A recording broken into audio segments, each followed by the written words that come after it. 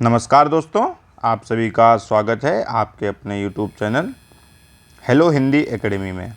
दोस्तों, जो चैनल पर नए हैं कृपया चैनल को सब्सक्राइब कर दें और जो चैनल पर नए नहीं हैं और सब्सक्राइब कर चुके हैं वो अपने मित्रों के साथ शेयर कर दें, उनसे भी सब्सक्राइब करने को बोलें। दोस्तों, आज हम यहाँ पर हिंदी साहित्य के जो महत्वपूर्ण प्रश्न हैं उनको लेकर उपस्थित हुए हैं। आशा करते हैं आपको यह क्लास पसंद आएगी और आपकी तैयारी को और मजबूत करेगी। दोस्तों, यह जो प्रश्न है यहाँ पर यह पिछली परीक्षाओं में कई परीक्षाओं में पूछे गए हैं। और यह जो क्लास है यह मुख्य रूप से यूपी, पीजीटी, टीजीटी और जो भी यूजीसी नेट जेआरएफ की परीक्षा होने वाली है दिसंबर में उसके लिए महत्वपूर्ण है। ठीक है, आशा करते हैं कि आप सबकी तैयारी अच्छी चल रही होगी, आप सब स्वस्थ होंगे। चलिए बिना किसी देरी के शुरू करते हैं। राम भक्ति मार्ग के अंतर्गत श्रृंगारी। दोस्तों, ये जो श्रृंगारी है इसको ऐसे लिखते हैं, लेकिन इसमें टाइपिंग में आ नहीं रहा था सही से, टाइपिंग नहीं हो रही थी, तो इसका जो सही शुद्ध रूप है ये है। श्रृंगारी भावना के प्रवर्तक थे। राम भक्ति मार्ग के अंतर्गत श्रृंगारी भावना के प्रवर्तक थे। तो दोस्तों, ये श्रृंगारी भावना के जो प्रवर्तक थे ये रामचरण दास जी थे। ठीक है, ऑप्शन यहाँ पर सा ये सही है। आगे बढ़ते हैं दूसरे प्रश्न की ओर। नाभादास जी के गुरु का क्या नाम था? दोस्तों, नाभादास के गुरु का नाम क्या था? ए अग्रदास, बी अग्र अली, सी प्रियादास या फिर डी तुलसीदास। तो दोस्तों, यहाँ पर ऑप्शन ए जो है यह सही है। अग्रदास जो थे वह नाभादास के गुरु थे। रास पंचाध्यायी के रचयिता निम्न में से कौन हैं? तो दोस्तों, रास पंचाध्यायी के रचयिता जो हैं कौन हैं? तुलसीदास, नंददास, अग्रदास या फिर प्रियादास। तो यहाँ पर ऑप्शन जो है बी वह सही है। दोस्तों, नंददास जो हैं वह रास पंचाध्यायी के रचयिता हैं। ठीक है, बी ऑप्शन सही है। आगे बढ़ते हैं। निम्नलिखित में से भक्ति आंदोलन को लोक जागरण किसने कहा? दोस्तों, जो भक्ति आंदोलन है उसको लोक जागरण किसने कहा? अज्ञेय ने, हजारी प्रसाद द्विवेदी ने, नगेंद्र या फिर गियर्सन। तो दोस्तों, यहाँ पर भक्ति आंदोलन को लोक जागरण जो कहा है वह आचार्य हजारी प्रसाद द्विवेदी ने कहा है। ऑप्शन बी जो है यह सही है। रामचरितमानस में वक्ता श्रोता युग्म कितने हैं? दोस्तों, एक प्रश्न बनता है कि रामचरितमानस में जो वक्ता योग और श्रोता का जो युग्म है वह कितने हैं? तो दोस्तों, ऑप्शन जो है डी या सही है, 4 जो है वक्ता श्रोता के युग्म है। आगे बढ़ते हैं छठे प्रश्न की ओर। चारों फल मानत चारों चड़क को पंक्ति किसकी है? चारों फल मानत चारों चड़क को यह पंक्ति किसकी है? केशवदास, तुलसी, कबीर या फिर नंददास की। तो दोस्तों, यहाँ पर ऑप्शन जो बी है यह सही है। यह पंक्ति जो है यह तुलसीदास की है। अगर आपको वीडियो पसंद आ रहा हो, अगर लग रहा हो कि आपके काम के प्रश्न हैं तो वीडियो को लाइक कर दीजिए। अगर चैनल को अभी तक सब्सक्राइब नहीं किया है तो दोस्तों सब्सक्राइब कर दीजिए। सब्सक्राइब करने से हमारा मनोबल बढ़ता है और आपको ये सुविधा हो जाएगी जब इस पर चैनल पर नई क्लास आएगी तो आप तक आसानी से पहुंच जाएगी। जो भी त्रुटियां हों, गलतियां हमसे हो रही हों तो आप लोग कमेंट बॉक्स में हमें अपने सुझाव दे सकते हैं। आपके सुझाव आमंत्रित हैं और हम आपके सुझाव मानेंगे और वीडियो में जो भी गलतियां हो रही हैं उनको दूर करने का प्रयास करेंगे। आगे बढ़ते हैं। 84 वैष्णवन की वार्ता के रचयिता हैं? दोस्तों, 84 वैष्णवन की वार्ता के रचयिता जो हैं गोकुलदास हैं, नंददास, अग्रदास या फिर प्रियादास। तो 84 वैष्णवन की वार्ता के रचयिता जो हैं दोस्तों वह गोकुलदास हैं। ऑप्शन आ जो है यह सही है। अग्रदास की भक्ति किस भाव की है? दोस्तों, जो अग्रदास हैं की भक्ति किस भाव की है? श्रृंगार भाव, वात्सल्य, दास्य भाव या फिर माधुर्य भाव? तो दोस्तों यहाँ पर अग्रदास की जो भक्ति है वह माधुर्य भाव की है। ऑप्शन डी सही है। ठीक है, यहाँ पर ऑप्शन जो दा है यह सही है। आगे बढ़ते हैं। पराधीन सपने सुख नाही। दोस्तों ये जो पूरा दोहा है कि कतबिदिनाथ सजी कतबिध नारी सजी जगमाही, पराधीन सपने सुख नाही। यह दोस्तों जो पंक्ति है यह जो है तुलसीदास की है। ऑप्शन डी सही है। जो ऑप्शन डी है दोस्तों यह सही है। तुलसीदास की यह पंक्ति है, पराधीन सपने सुख नाही। आगे बढ़ते हैं 10वें प्रश्न की ओर। मातु पिता जग जाई तज्यो, विधियो न लिखियो कुछ भाल भलाई। ये पंक्तियाँ तुलसी के किस काव्य ग्रंथ से ली गई हैं? दोस्तों जो यह लाइन है, जो ये पंक्ति हैं, यह तुलसी की हैं, लेकिन ये किस काव्य ग्रंथ से ली गई हैं ये आपको बताना है। विनय पत्रिका से ली गई, कवितावली से, गीतावली या फिर रामचरित मानस से। तो दोस्तों ये जो पंक्ति हैं यह कवितावली से ली गई हैं। ऑप्शन जो है बा, जो बा ऑप्शन है दोस्तों यह सही है। दोस्तों कल मैंने एक ट्रिक बताई थी, जो कल की क्लास हुई है भक्तिकाल की, उसमें मैंने बताया था कि जो तुलसी की 12 रचनाएं हैं, जो मतलब कई विद्वान अधिक मानते हैं, लेकिन जो सर्वमान्य मत है उसमें 12 रचनाएं हैं। उसमें विनय पत्रिका की तो आपको याद करनी है कि उसकी जो भाषा है वह जो है ब्रज है, लेकिन मैंने एक ट्रिक बताई थी जिसके लास्ट में जो बड़ी की मात्रा आएगी उसकी भाषा भी ब्रज होगी। जैसे गीतावली और ये कवितावली, ये दो रचना है ना, गीतावली में ई और कवितावली में ई, दोस्तों इसकी भी भाषा ब्रज है। और विनय पत्रिका की तो है ही ब्रज, और रामचरितमानस की भाषा अवधी है। ठीक है, कल की क्लास अगर आप लोग नहीं किए हों तो वो कर लीजिए, बहुत ही महत्वपूर्ण है।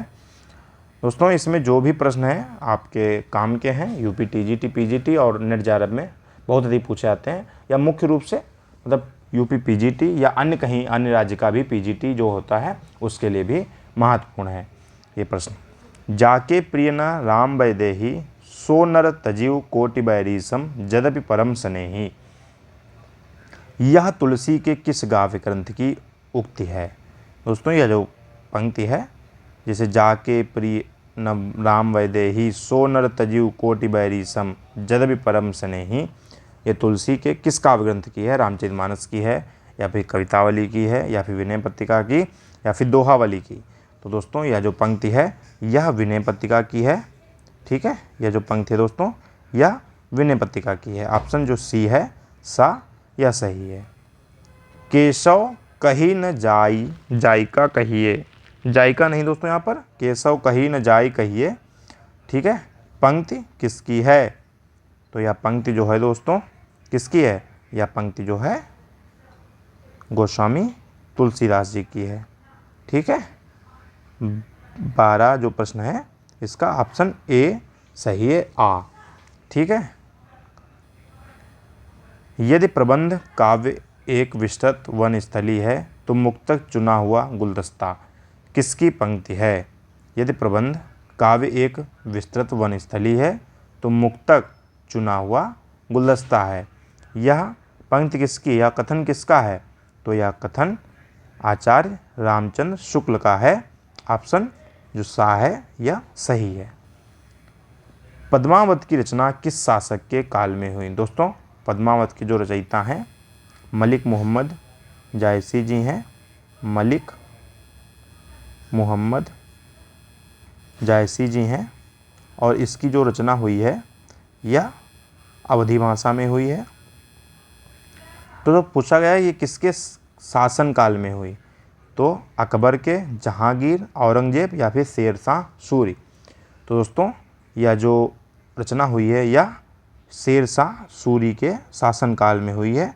ऑप्शन जो डी है द यह सही है।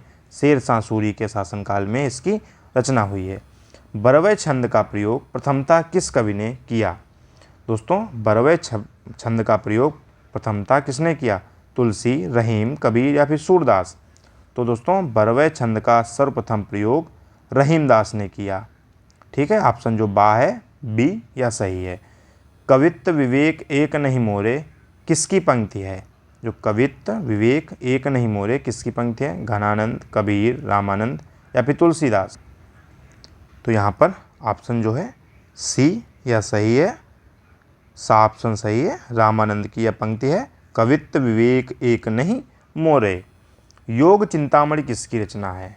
दोस्तों योग चिंतामणि किसकी रचना है? शंकराचार्य, रामानुज, रामानंद या फिर वल्लभाचार्य। तो दोस्तों यहाँ पर ऑप्शन जो है सी, यहाँ पर सा जो ऑप्शन है यह सही है। रामानंद की रचना का नाम है योग चिंतामणि।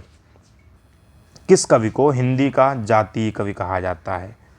किसको जातीय कवि कहा जाता है? तुलसीदास, सूरदास, कबीर, रामानंद। तो दोस्तों 18 का जो ऑप्शन है जातीय कवि जो है तुलसीदास को कहा जाता है। और यह किसने कहा तुलसी को जातीय कवि? ये आप लोग कमेंट बॉक्स में हमें बताइए कि तुलसी को जातीय कवि किसने कहा। आप लोग कमेंट बॉक्स में बताइए। अगर आप लोग ध्यान से पढ़ रहे हैं, अगर आपको पता है तो आपसे रिक्वेस्ट है, हाथ जोड़कर निवेदन है कि कमेंट में बताइए कि तुलसी को जातीय कवि कहा किसने है। ठीक है, ऑप्शन जो ए है या सही है। विक्रम धसा प्रेम के बारा सपनावती कहे गयो पतारा। तो यह पंक्ति जो है किसकी है? उस्मान, नूर मोहम्मद, मंझन या फिर कासिम शाह। तो यह जो पंक्ति है दोस्तों यह मंझन की है। ठीक है, ऑप्शन जो सी है सा ये सही है। मंझन की पंक्ति है, विक्रम धसा प्रेम के बारा सपनावती कहे गयो पतारा। रुक्मणी पुनि बैसई मरी गई कुलवंती सत सो सती भई। यह पंक्ति किसकी है? कुतुबन की है, उस्मान या जायसी या फिर मंझन की। तो दोस्तों यह जो पंक्ति है यह कुतुबन की है। ठीक है, कुतुबन की है। और ऑप्शन ए जो आ है यह ऑप्शन सही है। आगे बढ़ते हैं। जानत है वह सृजनहारा जो कछु है मन मरम हमारा। हिंदू मग पर मगतर पाँव न राख्यो का जो बहुत हिंदी भाख्यो। यह पंक्ति किसकी है? उस्मान की, मंझन की, कुतुबन की या फिर नूर मोहम्मद की। तो दोस्तों यह जो पंक्ति है नूर मोहम्मद की है। ऑप्शन डी जो है या ऑप्शन जो डी है यह सही है। और नूर मोहम्मद की दो जो हैं प्रसिद्ध रचनाएं अनुराग बांसुरी और इंद्रावती। इनकी दो रचनाएं हैं दोस्तों, अनुराग बांसुरी और इंद्रावती। ठीक है, इंद्रावती दो रचनाएं हैं दोस्तों इनकी, 1 और 2। आगे बढ़ते हैं। कबीर ने अपनी डांट फटकार के द्वारा हिंदुओं और मुसलमान का कट्टरपन दूर करने का जो प्रयत्न किया वह अधिकतर चिढ़ाने वाला सिद्ध हुआ, हृदय को स्पर्श करने वाला नहीं। पंक्तियाँ किसकी हैं? दोस्तों कबीर ने जो अपनी डांट फटकार के द्वारा हिंदुओं और मुसलमानों का कट्टरपन दूर करने का जो प्रयत्न किया है वह अधिकतर चिढ़ाने वाला सिद्ध हुआ, हृदय का स्पर्श करने वाला नहीं। यह पंक्तियाँ या जो कथन है किसका है? रामचंद्र शुक्ल, हज़रत प्रसाद द्विवेदी, अज्ञे या फिर नगेंद्र। तो दोस्तों आप लोग जल्दी बताइए। तो यह जो कथन है दोस्तों यह आचार्य रामचंद्र शुक्ल का है। ठीक है, ऑप्शन जो ए है दोस्तों यह सही है। आगे बढ़ते हैं 23वें प्रश्न की ओर। हिंदी साहित्य की पीठिका के रचनाकार कौन है? हिंदी साहित्य की पीठिका के रचनाकार कौन है? राम कुमार वर्मा, अज्ञे, राजबली पांडे या फिर धीरेन्द्र वर्मा। तो दोस्तों यहाँ पर आप लोग जल्दी से बताइए कौन सा ऑप्शन सही है। 23 का ऑप्शन जो है यह सी सही है। डॉक्टर राजबली पांडे हिंदी साहित्य की पीठिका के रचनाकार हैं। सी जो ऑप्शन है दोस्तों यह सही है। नल दमयंती प्रेमाख्यान काव्य के रचनाकार हैं। नल दमयंती जो है प्रेमाख्यान काव्य, इसके रचयिता कौन हैं? रहीम, मुल्ला दाऊद, कासिम शाह या फिर नरपति व्यास। दोस्तों नल दमयंती जो है यह प्रेमाख्यान काव्य है, इसके रचयिता जो हैं वह नरपति व्यास जी हैं। आगे बढ़ते हैं। छितई वार्ता जो कि कल्पना और इतिहास का अद्वितीय ग्रंथ है के रचनाकार कौन है। दोस्तों एक रचना का नाम है छितई वार्ता। इसकी विशेषता क्या है, कल्पना और इतिहास का अद्वितीय ग्रंथ है। कई बार प्रश्न पूछ देता है कल्पना और इतिहास का अद्वितीय ग्रंथ कौन है। दोस्तों वहाँ पर ऑप्शन का क्या लगाएंगे, छितई वार्ता। और ये इसके रचनाकार कौन है, आप लोग कमेंट बॉक्स में बताइए इसके रचनाकार कौन है। नरपति व्यास, कासिम शाह, नारायण दास या फिर नूर मोहम्मद।